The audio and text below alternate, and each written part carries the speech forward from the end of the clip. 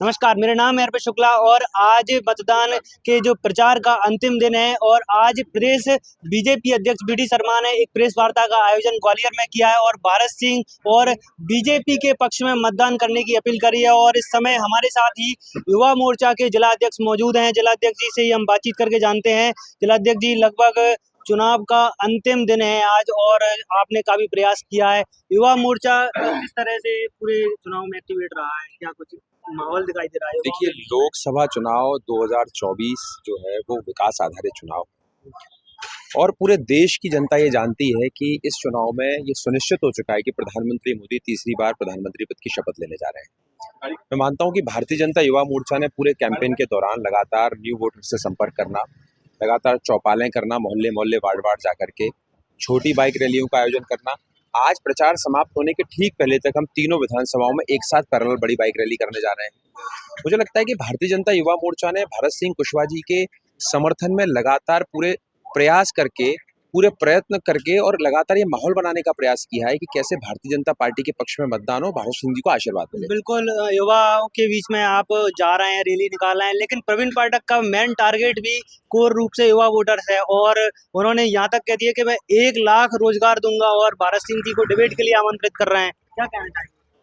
देखिए, मेरा ये मानना है कि कांग्रेस के प्रत्याशियों को अपने गिरेबान में झांकना चाहिए और देखना चाहिए कि देश का वातावरण, देश का परिदृश्य क्या है, पूरे देश की फिजा क्या कह रही है। पूरे देश में आज ये माहौल है कि देश की सांस्कृतिक विरासत की बात हो, देश के विकास की बात हो। हमारे पास पूरे 10 वर्षों का 2014 से लेके 2024 तक का जो एक हमारे पास खाका है विकास का, हमारे पास जो अचीवमेंट्स की एक पूरा एक बंच है, उसके आधार पर हम जनता के बीच जा रहे हैं। और मैं मानता हूं कि आने वाले समय में जब 4 जून को परिणाम आएंगे तो ये फिल्म साफ हो जाएगी कि कैसे भारतीय जनता पार्टी के कार्यकर्ताओं ने प्रयत्नों की परिसीमा करके, परिश्रम की पराकाष्ठा करके नीचे तक जाकर के विकास आधारित वोट को अपने पक्ष में लाने का प्रयास किया है। विकास आधारित राजनीति हो, अच्छी बात है, पर ग्वालियर में तो जातिवाद की राजनीति बड़ी चरम पर दिखाई दे रही है। और क्या लग रहा है, इससे जातिवाद का ध्रुवीकरण हो रहा है?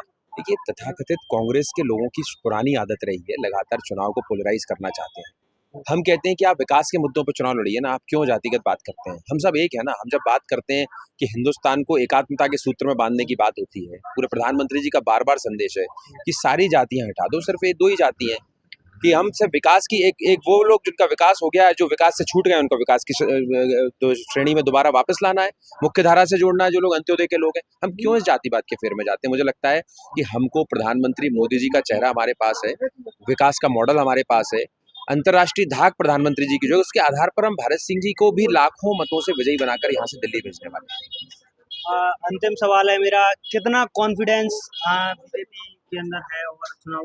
देखिए, यहाँ कोई कंफ्यूजन ही नहीं है। कॉन्फिडेंस तो पूरा कॉन्फिडेंस से लबरेज है भारतीय जनता पार्टी का एक एक कार्यकर्ता और युवा कार्यकर्ता, विशेषकर नौजवान साथी, नव मतदाता तो पूरी तरह उत्साहित हैं कि कैसे प्रधानमंत्री जी तीसरी बार भारत के प्रधानमंत्री पद की शपथ लें और 2047 का जो हमारे विकसित भारत का विजन है उसको लेकर के हम आने वाले समय में काम शुरू होगा। तो मुझे लगता है कि यहाँ कोई कंफ्यूजन की बात ही नहीं है। भारतीय जनता पार्टी लाखों मतों से विजयी होकर ग्वालियर लोकसभा में भरत सिंह कुशवाहा लाखों मतों से विजयी होकर दिल्ली जाने वाले हैं। धन्यवाद प्रदीप तिवारी जी।